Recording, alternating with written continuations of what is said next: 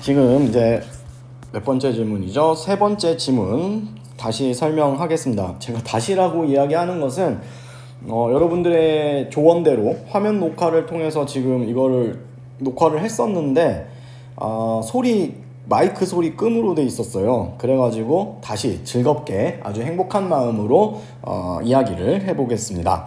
자, 1달러 보시면요, 대부분의 사람들은 자연현상이나 사회현상에 인과관계가 존재한다고 생각한다. 자, 제가 이제 얘기하고 싶은 건 뭐냐면 요 대부분의 사람들이라는 건데요, 우리가 선택지를 보면은 사회적 통념 아니면 그냥 통념이라는 그 단어를 만날 때가 있을 겁니다. 이쪽 비문학에서요. 그러면은 그 통념이냐 아니냐, 그냥 원래 사람들의 일반적인 생각을 통념이라고 하는 거거든요. 그러면 이렇게 지문에 대부분의 사람들은 아니면 세상 사람들은 이런 식으로 나와 있는 부분을 주목해서 판단해 보시기를 추천 팁으로 드리겠습니다. 이게 이제 그 통념이냐 아니냐를 따지는 그런 그 기준이 될 수 있기 때문이거든요. 자, 그래서 보시면 자연현상이나 사회현상에 인과관계가 존재한다고 생각한다. 인과관계, 원인과 결과, 이게 아마 핵심 단어일 것 같은데요. 다행스럽게도 우리가 철학 지문이긴 합니다만은 그렇게 낯설은 개념이 아니라는 점에서 활용할 만합니다. 자, 보죠. 인과적 사고는 이와 같이 어떤 일이 발생하면 거기에는 원인이 있을 것이라는 생각에서 비롯되었다. 이것처럼 우리가 한 3-4명이 눈매가 다 배 아파. 그러면 너 뭐 먹었어? 뭐 이렇게 물어보잖아요. 만약에 공통된 음식이 나오면은 그것 때문에 우리가 지금 배 아픈 거네, 이렇게 얘기하잖아요. 그래서 이 인과관계는 상당히 보편적으로 쓰이고 있는 그런 방법이라고 할 수가 있습니다. 그런데 단순히 그렇게 원인을 따지는 것도 의미가 있지만 철학적으로 봤을 때 그 원인을 분석하는 방법, 그걸 이제 명료화했다라는 건데요. 보시면 이러한 맥락에서 원인을 찾아내는 방법을 밝혀내고자 한 사람으로 19세기 중엽 영국의 철학자 존 스튜어트 밀이 있다. 그는 이 사람이 뭐였어요? 이 철학자가 원인을 찾아내는 몇 가지 방법을 제안했다라는 겁니다. 그래서 그것이 뭐냐? 일치법과 차이법이다. 이렇게 해서 단락이 끝났어. 혹시 여러분들 비문학을 지문을 읽을 때요, 눈은 분명히 보고 있는데 어느 순간부터 머릿속으로 받아들여지지 않는 경우를 경험해 본 적이 있을 겁니다. 그래서 그것을 막는 방법 중에 하나가 뭐냐면 예측하면서 읽으라는 것을 말씀드리고 싶어요. 왜 그러냐면은 지금 이걸 같은 경우에 일치법과 차이법이다 라고 해서 문단이 끝났지 않습니까? 그러면 당연히 다음 단락은 뭐가 나오겠어요? 일치법에 대한 설명, 차이법에 대한 설명이 나올 거란 말이에요. 그러면 또 한 걸음 더 나아간다면 우리가 분석 틀에서 그 대상 간의 공통점과 차이점 아주 중요하다고 말씀을 드렸지 않습니까? 그러니까 그것까지 내가 파악을 해야지, 이렇게 미리 생각하라는 겁니다. 예측하면서 읽어라. 이것이 우리가 눈으로만 그 글을 읽게 되는 그 경우를 막을 수 있다, 이렇게 설명하고 싶어요. 그리고 그 예측이 틀린다고 하더라도 틀릴지언정 예측하면서 읽는 것이 중요한 건데, 왜 그러냐면은 그 예측하면서 읽는다는 그 자체는 맥락을 놓치지 않고 있다라는 것을 의미하거든요. 그리고 예측이기 때문에 당연히 틀릴 수도 있는 겁니다. 그리고 예측이라는 것은 그 앞에 있는 내용을 이해를 하고 지금 맥락을 놓치지 않고 있기 때문에 예측 자체가 가능한 거거든요. 그래서 이렇게 단락이 끝났을 때 다음 단락에 대한 내용을 머릿속으로 한번 그려보는 것, 그것을 추천을 드립니다. 어떨 경우에요? 나는 지문이 좀 요새 또 길어지는 경향이 있잖아. 길다 보니까 한 3단락쯤에 가면은 머리는 정지했는데 눈을 읽고 있어가지고 다시 지문 위로 올라가가지고 시간을 허비하게 되는 그런 경험을 좀 많이 하는 편이다 라고 한다면 그런 팁을 드리겠습니다.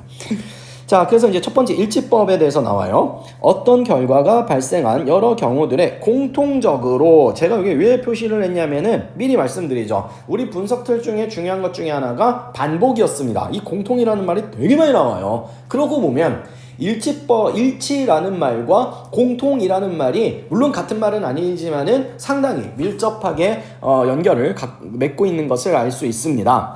자, 공통적으로 선행하는 요소를 찾아, 그러니까 원래 원인에 해당하는 것은 먼저 일어나는 거죠. 그죠? 주로. 결과를 놓고 봤을 때 그것을 원인으로 간주하는 방법이다. 자, 이것이 바로 정의가 돼서 원래 보라색으로 표시를 했었어야 되는데 하여튼 이 부분이 이제 정의에 해당하는 그런 부분이 되겠습니다. 자, 가령 수학여행을 갔던 땡땡고등학교의 학생 5명이 장염을 호소하였다고 하자. 보건선생님이 이 학생들을 불러서 먹은 음식이 무엇인지 조사해 보았다. 야, 근데 수학여행, 우리는 지금 아직 한 번도 못 가봤잖아요. 역사상. 근데 수학여행 정말, 이 중3의 첫 수학여행 얼마나 기쁘겠습니까? 근데 갔는데 시원하게 장염이 걸렸어. 5명이. 그러면 이 5명은 얼마나, 진짜, 몰라. 그게 나중에 어른 되면 추억일 수는 있어도 그 당시에는 되게 열받을 것 같은 그런 느낌이 듭니다. 안 됐다는 생각이 들더라고요. 자, 보건선생님이 학생들을 불러서 먹은 음식이 무엇인지 조사해 보았다. 5명의 학생들이 제출한 자료를 본 선생님은 이 학생들이 공통적으로 좀 또 반복이 되고 있는 거죠. 먹은 유일한 음식이 돼지고기라는 것 사실을 알게 되었다. 자, 여기서 또 하나 놓치면 안 되는 게요. 우리 무슨 법 하고 있습니까? 일치법 하고 있습니다. 그래서 공통이 아주 중요한 키워드고요. 또 하나는 요 유일한입니다. 유일한. 만약에 공통적으로 먹은 음식이 2개 내지는 3개라고 한다면 어떤 것인지 하나인지 아니면 2개인지 아니면 3개 모두가 다 장염의 원인인지 그거를 명확하게 특정할 수가 없다라는 거죠. 그죠? 그래서 유일한이라는 말이 들어갔다라는 거. 이때 선생님이 돼지고기가 장염의 원인이라고 결론을 내리는 것이 바로 일치법을 적용한 예이다. 근데 이거는 저 한 10살짜리만 해도 알 수 있는 건데 굳이 그 선생님까지 개입해가지고 대단한 것을 알게 되셨습니다. 자, 4달러 볼게요. 일단 도식 하나가 있고요. 일치법은 왼쪽과 같이, 이거 위쪽입니다. 우리한테는 도식으로 정리할 수 있다. X는 원인을 알고 싶은 결과이고, 자, 여기 결과, 여기가 결과랍니다. 그러면 얘는 뭐가 되겠어? 얘는 원인이 되겠죠. 앞쪽은 소문자 A, B, C, D, E, F는 여러 가지 선행하는 요소를 뜻한다. A는 X가 일어나는 모든 경우에 공통되는 유일한 요소이므로, 이렇게 여기서 끊어서 제가 왜 여기 보라색으로 표시했을까요? 우리의 어떤 분석들, 원인 결과, 이거 여러분들이 많이 그 보드에 올려놨던 거기 때문에 이렇게 표시를 했고요. 공통 유일한 또 나오고 있습니다. 반복되는 건 중요한 거야. 그러니까 일치법의 키워드는 공통과 유일함이라는 거 계속 확인할 수가 있고요. 그래서 스몰 a가 라지 x의 원인이라고 결론을 내린다. 일치법은 왼쪽과 같은 도식으로 정리할 수 있다. 이게 뭐야?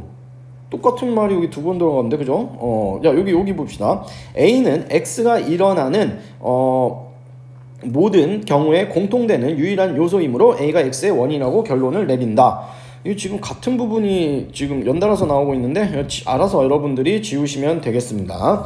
자, 5단락 보시면 차이법은, 자, 이번엔 차이법 나오죠. 차이법. 결과가 나타낸 사례와 나타나지 않은 사례를 비교하여 선행하는 요소들 사이의 유일한, 잠깐 끊어서 가겠습니다. 아까 말이죠. 일치법 같은 경우에는 결과가 다 똑같았어. 결과가. 물론 이거는 이제 최종 결론이니까 이건 제외하고 요 3명의 결과가 일치했지. 그제? 그래서 이제 공통적인 것을 찾아가지고 A가 요 X의 원인이 된다라고 우리가 얘기를 한 거였잖아요. 그런데 차이법은 결과가 나타난 사례와 나타나지 않은 사례, 얘네들은 서로 반대가 되는 거죠. 그죠? 이거를 비교한다라는 겁니다. 그러니까 아까 얘기했잖아요. 공통법과 일치법과 차이법이 나올 건데 이 둘의 공통점과 차이점, 이걸 주목해야겠구나라고 생각한 학생들은 드디어 기다리던 그런 부분이 나왔으니까 어찌 반갑지 아니할 수 있겠습니까? 그래서 사례를 비교하여 선행하는 요소들 사이에 유일한 차이를 찾아 그것을 원인으로 추론하는 방법이다. 정의고요. 차이법에. 그래서 또 얘가 있어. 아까 수학여행의 예를 들었다면 이번 인도네시아의 연구소에 근무하던 에이크만은 사람의 각기병과 유사한 증상을 보이는 닭의 질병을 연구하고 있었다. 어느 날 그는 병에 걸린 닭들 중에서 병이 호전된 한 마리의 닭을 발견하고는 호전의 원인이 무엇인지를 찾아보고자 하였다. 그 결과 병이 호전된 닭, 이게 결론이죠. 그리고 이거의 반대는 뭐가 되겠습니까? 결과인데 호전되지 않은 닭. 이것이 결과의 차이라고 할 수가 있겠습니다. 단순한 차이가 아니라 얘하고 얘가 완전 정면으로 모순되는, 반대되는 그런 내용의 차이라는 거 말씀을 드릴게요. 그게 현미에 있음을 알게 되었다. 즉 중요하죠. 즉 왜냐면 앞에 내용을 요약 정리해주는 부분이니까요. 병이 호전되지 않은 닭들은 채소, 고기, 백미를 먹었으나 병이 호전된 닭은 추가로 현미를 먹었던 것이다. 이렇게 모의의 차이를 통해, 자, 차이라는 말이 지금 또 반복해서 나오고 있죠. 차이법은 당연히 말에 있는 것처럼, 말에 나타나 있는 것처럼 차이라는 말이 중요한 포인트가 되겠습니다. 닭의 병이 호전된 원인을 현미에서 찾은 에이크만의 사례는 바로 차이법을 적용한 예이다. 이제 마지막 단락이죠. 그렇게 어렵지 않은 내용들이고요. 일치법과 차이법은 우리가 일상적으로 많이 사용하는 원인 식별 방법이지만 이 방법을 사용하여 정확한 원인을 찾기 위해서는 몇 가지 점에 주의해야 한다. 자, 주의해야 한다도 좀 우리가 틀로 또 이해를 해봅시다. 이게 뭐뭐 해야 한다를 별도의 틀로 놓지 마시고요. 왜냐하면 틀이 뭐 20개, 한 30개, 40개 넘어간다 그러면은 큰 의미가 없어. 3, 40개를 뭐 일일이 어떻게 따져. 그러니까 우리가 틀을 최소화하는 게 의미가 있는데 이건 우리가 강조의 틀에 포함시키면 좋을 것 같습니다. 자, 강조의 틀로 우리가 이해할 수 있는 것은 뭐 중요한 것은, 주목할 것은 이런 것들을 나오면 강조라고 처리를 했었을 건데요. 뭐뭐 해야 한다. 뭐 머스트잖아요. 그래서 이 머스트 역시 강조의 하나의 표지가 된다. 이렇게 이해해 두시면 될 것 같습니다. 즉, 선행하는 요소들을 충분히 검토하였는지, 밝혀진 요소 이외에 드러나지 않은 다른 요소는 없었는지. 그러니까 아까 그 일치법 같은 경우에는 유일한이라고 했는데 아까 그 수학여행 갔던 장염 걸렸던 그 5명 중에 한 명이 생각해보니까 저도 그걸 먹은 것 같아요 라고 한다면 이거 또 어그러지는 거거든요. 그러니까 다른 요소는 없었는지, 누락된 요소, 뭐 누락된 요소로도 볼 수 있죠. 지금 제가 예로 들어드린 건요.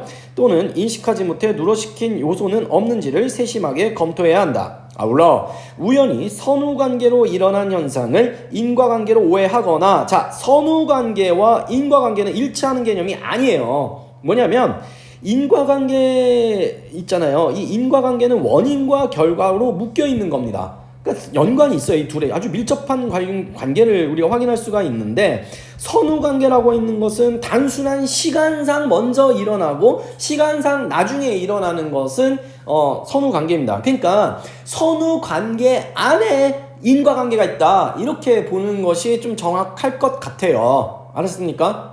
그러니까 예를 들면 나는 어떻게 할까? 아침에 일어났다? 그 다음 배가 아팠다. 이건 선후관계야. 인과관계가 아닌 거지. 왜냐면 뭐 일어나면 다 배 아픈 거? 그런데 나는 일어나서 상한 음식을 먹고 배가 아팠다 라고 한다면 상한 음식을 먹고와 배가 아팠다는 선후관계이자 얘네들은 뭐가 되는 거예요? 인과관계가 되는 거죠. 그래서 선후관계와 인과관계가 일치한다고 보면 안 됩니다. 포함관계로 보는 것이 좋을 것 같습니다. 그래서 하나의 원인이 야기한 두 가지 현상을 각각의 원인과 결과로 오판하지 않도록 하여야 한다.